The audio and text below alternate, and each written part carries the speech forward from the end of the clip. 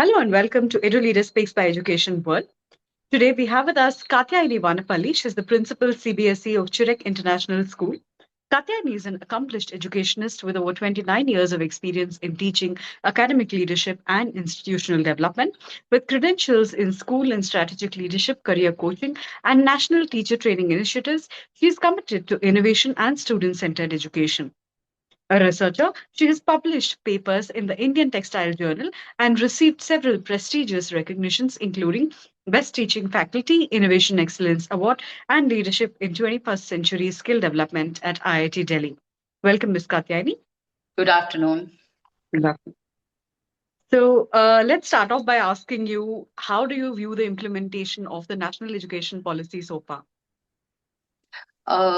The implementation of NEP is a very promising and progressive policy, I would say, because it lays a lot of emphasis in the foundational literacy program for early years and also competency-based learning, moving away from rote learning to, understanding the conceptual knowledge. And it also facilitates, the subject choices for the high school children and caters to the overall holistic development. While the intent of the policy is very, very strong, but implementation across regions is uneven. That is due to because lack of resource readiness, infrastructure, teacher training. However, if we lay the emphasis on upskilling the teachers with the right knowledge, I think NEP has a lot of potential to transform Indian education in long term. Okay, okay. So, very soon we're going to see the presentation of the next union budget. So, can you give us one specific recommendation that you have that you think in the field of education where allocation has to be made? As I mentioned, teacher training or professional development of the teachers is the main area where the government has to focus on because investing in teacher training and PD sessions has a huge impact directly in the classroom quality of teaching and learning process. That is one area the budget has to be allocated, and it should be a consistent and continuous policy by the government. Another thing is the school innovation labs, establishing of those labs and entrepreneurial projects, because in the upcoming generation, children have to be upskilled with the entrepreneur skills rather than being an employee. They have to be employers. If government can allocate budget in these areas, I think we are going to create critical thinkers and problem solvers. Okay, okay, okay. So, in terms of infrastructure in your school, can you tell us anything that has been planned over the next 5 years? Yes, a future ready campus, I would say. Um, Priority is sustainability for us. We are already a green campus with eco friendly practices.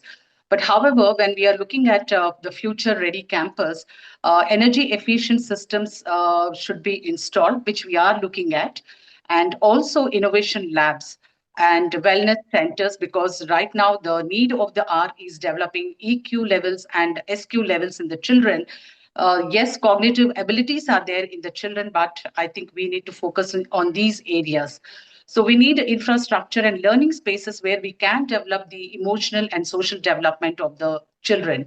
Apart from that, I think inclusive education is another aspect which we are looking at, and whatever is needed for the inclusivity, maybe it is a sensory friendly classrooms or the ramps for the special needs children, uh, and whatever infrastructure is needed for specially able children. I think we are looking at these aspects on campus. Okay, okay, okay, okay. Now, another development that we are seeing of late is the entry of foreign higher educational institutions and schools into India. Now, do you see this as a welcome move? Definitely. See, this is a timely move because when the international institutions are established in India, then it gives an opportunity to bring in the global best practices to Indian education. Children would be exposed to these best practices and research collaboration, and there would be academic diversity, I would say. And this gives an opportunity for the children, not leaving the country, but getting that high quality international standard of education within the country. And this also creates a kind of healthy competition within the Indian universities and these overseas universities which are establishing in India. I think it's a very positive move for the education field. Okay, okay. So, time and again throughout the interview, you've spoken to us about teacher empowerment. So, if you can tell us three very specific measures that schools can take to upskill teachers, especially to meet the newly arising needs from AI integration. Yes. See, I think artificial intelligence is going to stay here and it's going to have a huge impact in all the fields. I think education is no special this thing. For that, I think teacher empowerment, the first is the AI literacy foundational course, which all teachers have to be doing it. And we have already achieved that at CHIREC. And the second aspect is, making the teachers aware of the AI tools, use of AI tools and ethics and classroom applications. Next, the teachers have to have a learning community where they can experiment with the AI tools, explore how it can be used for developing lesson plans, differentiated worksheets, and assessment, which are going to be conducted in the classrooms. And third is, you can associate, as a school, we can associate it with edutech organizations and look into the reflective practices. And also being on par with the new developments in this area. We can't be left behind because teachers are the learners first and then only they can take it into the classrooms. So these are the three aspects which I look into for the teacher empowerment. And also the AI tools act as an assistant tool for the teachers to make their jobs easier in planning, not in execution, but definitely in planning. Okay, okay. Just one last and quick question. What is that one book on education that you recommend all teachers should pick up and read?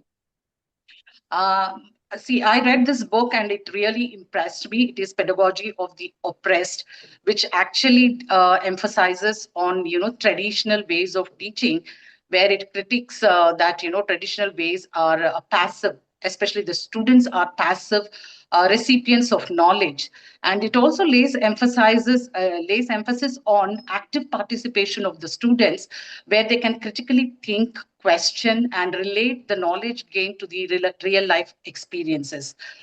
So I really recommend this book for the educators. Okay. All right. Thank you so much, Ms. Katyayini, for being with us. It was a pleasure having you. Thank you so much for having me on this interview.